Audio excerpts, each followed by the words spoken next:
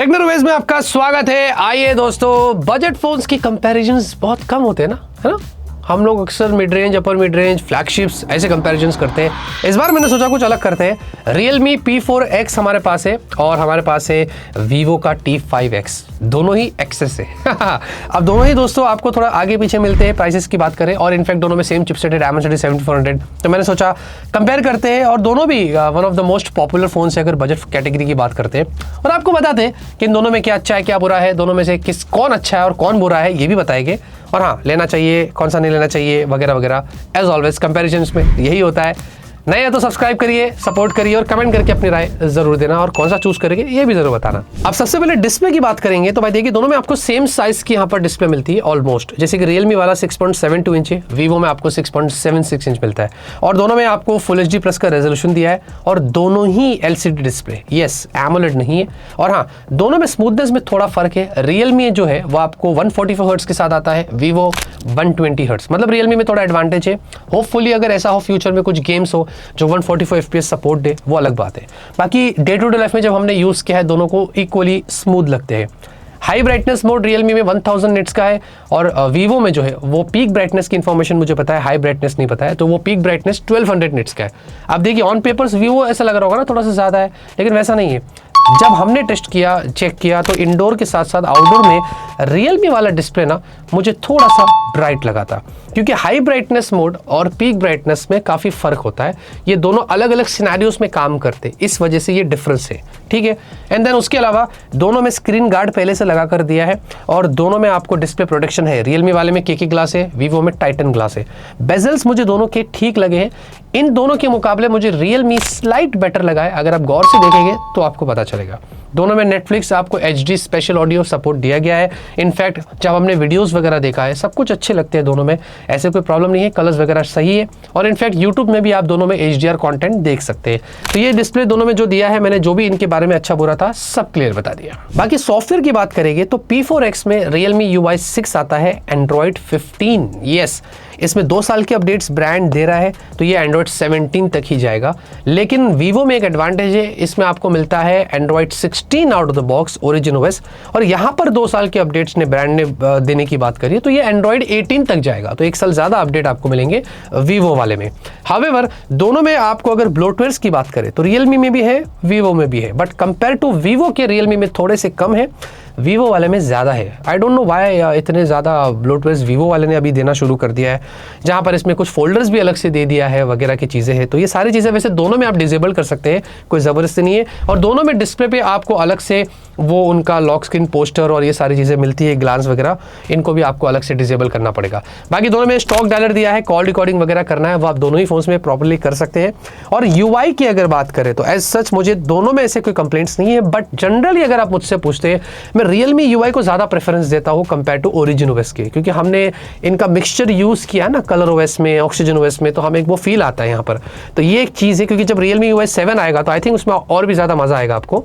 बाकी तो origin OS का जब अपडेट वर्जन आएगा तब देखेंगे। एंड देन उसके अलावा दोनों में आपको AI फीचर्स मिल जाते हैं बेसिक, जो वो सारे काम आप यहाँ पर कर सकते हैं। बाकी Realme P4X में आपको 7000 mAh की बैटरी है, और T5X में 7200 mAh की बैटरी है। ज़्यादा डिफरेंस नहीं है, करीबी है, लेकिन चार्जिंग में थोड़ा फर्क है यहाँ पर भी। P4X आपको 45 वाट की चार्जिंग है, और T5X आपको 44 वाट की चार्जिंग है। दोनों की चार्जिंग की बात करें तो 1 से सवा घंटे के समय में दोनों आपको जो है वो फुल चार्ज करके दे देंगे, तो ये एक चीज़ है। लेकिन अगर बैटरी ड्रेन की बात करते हैं, हमने इन दोनों में अपने हिसाब से टेस्टिंग करी है। बजट फोन्स में उतने हाई डीप टेस्ट नहीं कर पाते जितना हम लोग मिड रेंज और फ्लैगशिप्स में करते हैं, लेकिन इनमें भी हमने कोशिश किया था। आपके नॉलेज के लिए बता दूं, 4K वीडियो रिकॉर्डिंग है, गेमिंग है, सब कुछ किया है, वीडियोस देखा है।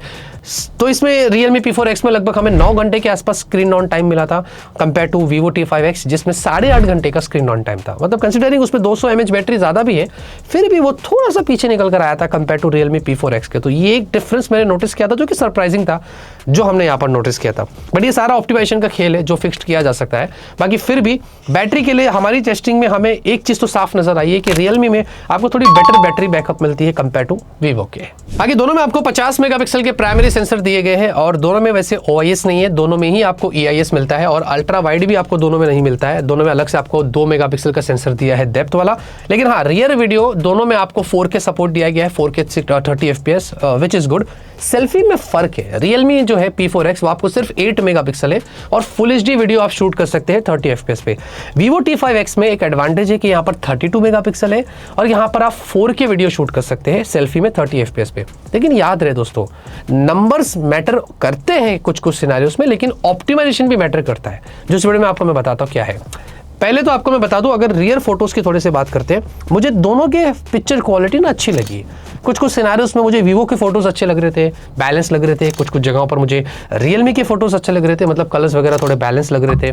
तो ये एक चीज़ मैंने रियर में नोटिस किया था, मैं डिफरेंशिएट करना थोड़ा डिफिकल्ट हो रहा था मेरे लिए।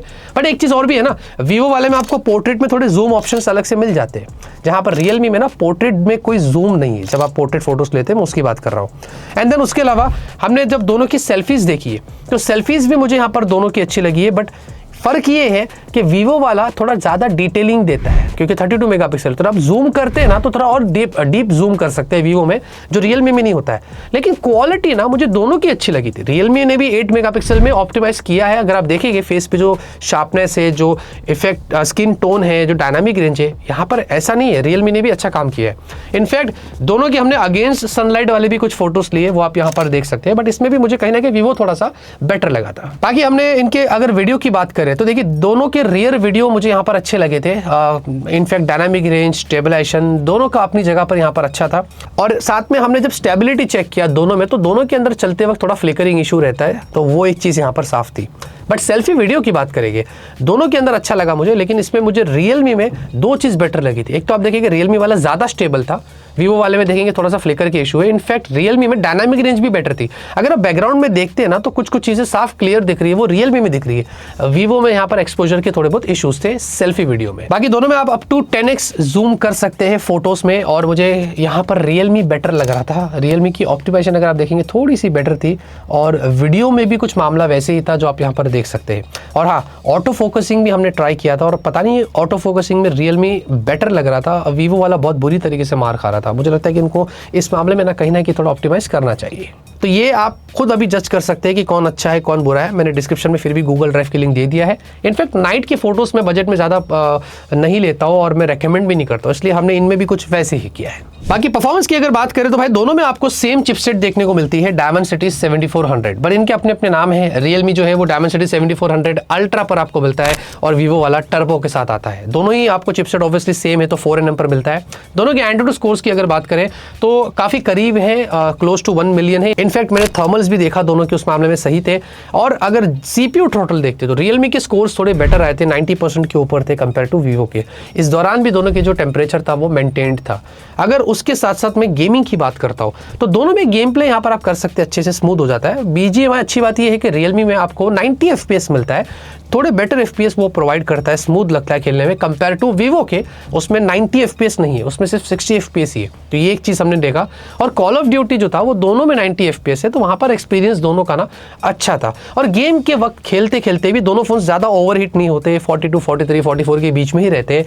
तो ये एक चीज़ मैंने यहाँ पर नोटिस किया था। मतलब गेमिंग के दौरान और दूसरे टास्क के दौरान ये सिमिलर काम कर लेते हैं। इनफैक्ट दोनों में आपको LPDDR4X है, तो UFS 3.1 भी दोनों में आपको सेम ही मिलता है। तो ये भी चीज़ अच्छी है। तो आप मल्टीटास्किंग कर रहे हैं, डे टू लाइफ के जो सारे जो काम कर रहे हैं वो इक्वली आपको दोनों में ना सेम देखने को मिलेगा। बट जाते रहते एक चीज़ मैं ऐड करूंगा कि Realme P4X में आपको VC कूलिंग भी मिलता है 5300 यहाँ पर, जो कि Vivo T5X में आपको देखने को नहीं मिलता है। बाकी डिज़ाइन की भी बात कर लेते हैं। देखिए दोनों बहुत डिफरेंट लुकिंग स्मार्टफोन है। अब ये आप पे डिपेंड करता है, सब्जेक्टिव है। लेकिन आपको बता दो रियलमी वाला थोड़ा सा लाइट वेट है, 210 ग्राम से। वीवो वाला आपको 222 ग्राम से, क्योंकि थोड़ी बैटरी कैपेसिटी में भी फर्क है। लेकिन थिकनेस ना आपको दोनों की सेम देखने को मिलती है। और यहाँ पर उसके अलावा दोनों पॉलीकार्बोनेट बैक है, पॉलीकार्बोनेट फ्रेम से है। लेकिन अच्छी बात ये है कि दोनों में आपको मिलिट्री ग्रेड ड्यूरेबिलिटी मिल जाती है, सर्टिफिकेशन है, तो ये एक अच्छी चीज़ है। बाकी रियलमी वाले में आपको IP64 यहाँ पर रेटिंग्स मिल जाती है, जबकि वीवो वाला बेटर है, IP68 और 69 आपको वहां पर देखने को मिलता है। बाकी उसके अलावा दोनों में साइड माउंटेड फिंगरप्रिंट सेंसर है और दोनों ही इक्वली फास्ट है और दोनों में आपको USB 2 वाला पोर्ट मिलता है। बाय द वे दोनों में डुअल स्पीकर्स भी दिया है और दोनों ही यहाँ पर अच्छे मुझे लगे थे जब हमने गाने वगैरह सुना था। और उसके अलावा Realme में आपको हाइब्रिड स्लॉट मिलता है, ये एडवांटेज है। अगर आपको अलग से माइक्रो SD कार्ड लगाना वो आप लगा सकते हैं, जो Vivo में नहीं है, वहां पर आपको सिर्फ डुअल सिम का ही सपोर्ट मिलता है। बाकी डुअल माइक जो है वो आपको दोनों में देखने को मिल जाता है। ऑलराइट गाइस, तो यहाँ पर फाइनली कंक्लूजन में आपको कुछ चीजें बतानी है। देखिए Realme, पहले तो ये बात करते हैं कि जो फिलहाल प्राइस हाइक चल रहा है, अब सभी फोन्स की प्राइस बढ़ रही है, इनमें भी हमने ये इफेक्ट देखा है। फिर भी करंट मार्केट के हिसाब से अंडर 20,000 दोनों अपनी जगह पर एक अच्छे फोन से। लेकिन अगर प्राइसिंग की बात करें तो Realme P4X आपको 17,000 पर यहाँ पर मिलेगा। ये अगर T5X से कंपेयर करें तो ये 19,000 पर है। और हम ऑफर की बात नहीं करते, हम डायरेक्ट बात करते हैं। दोनों के प्राइस में अगर आप देखोगे तो 2,000 रुपए का गैप है। देखिए, अगर आपकी बजट स्ट्रिक्टली कम है, 17,000 से ऊपर स्पेंड ही नहीं करना है, तो Realme P4X में आपको रेकमेंड करता हूँ। लेकिन याद रहे, T5X में 19,000 में आपको Android 16 मिलता है, थोड़ा लेटेस्ट एंड्रॉइड वर्जन है और वहां पर आपको सेल्फी बेटर मिलती है, 4K भी दिया गया है। तो ये मैंने यहाँ पर क्लियर कर दिया। तो यहाँ पर रिस्पेक्टिवली दोनों फोन्स अपनी जगह पर, जैसे कि मैंने बताया, ठीक है, आप इधर और द फोन्स चूज कर सकते हैं, कोई प्रॉब्लम नहीं है। मैंने एक सिंपल एंड फेयर कंपैरिजन इन दोनों के ऊपर दे दिया हूँ। बाकी आप मुझे कमेंट में बताइए कि इधर ऑफ द वे आप कौन सा फोन चूज करेंगे अपने प्राइस के हिसाब से। लाइक, शेयर, सपोर्ट, सब्सक्राइब करिए। तब तक के लिए ऑलवेज कीप स्माइलिंग।